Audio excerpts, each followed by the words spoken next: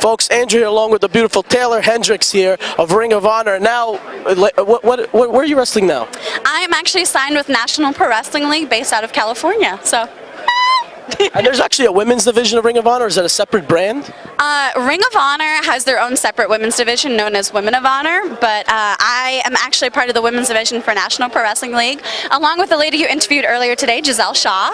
So it's actually a really wonderful brand new division, so it's really cool to say that I get to be a part of two brand new women's divisions. You know, I was involved with the start of Women of Honor. I was one of the originals for that, and now I'm one of the originals for National Pro Wrestling League, and I was the first female for TNA Gut Check, so I seem to have a reputation for being at the beginning of everything, so it's really cool. You have myself, Giselle Shaw, Shotzi Blackheart, who's like going all over the place now. We've got a really good growing women's division, so I'm really excited. Yeah, when I spoke with Giselle Shaw, even she said it was an interesting time right now to be a women's wrestler in today's era right now. How exciting is that for you?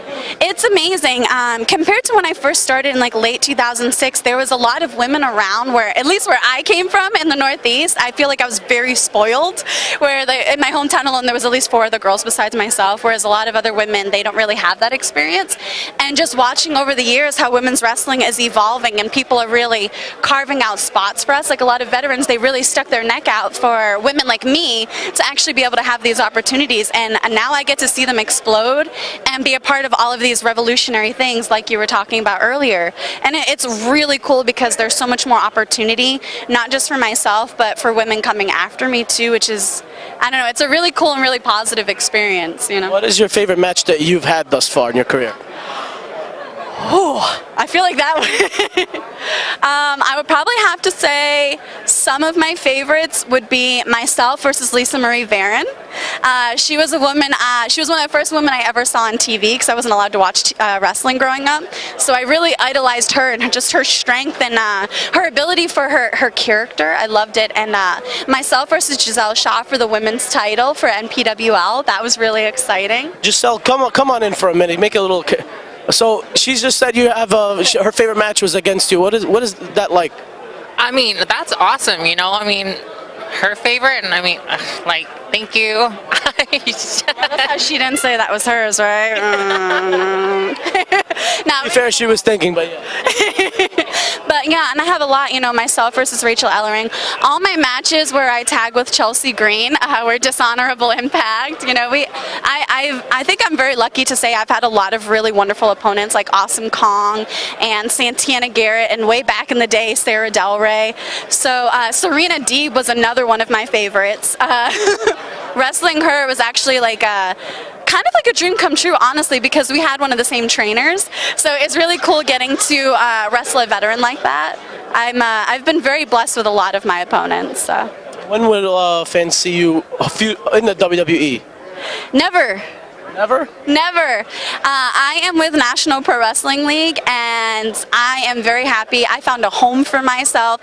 I found a brand that I can believe in and that I can help revolutionize. And honestly, not many women can say they're there for the starting of a division. And this isn't just any division. Let's be clear. This isn't just an independent. This is a TV program. This is a revolutionary program. How many women are going to get to be able to say that? You're in its early infancy, and you're a cornerstone. That's... Exactly, and it's helping create opportunities for other women like Giselle Shaw. You know, she had her first match in the United States, her first signing in the United States through NPWL. Me, I'm getting put on a brand new platform for even more fans worldwide to see me, putting me in even more markets.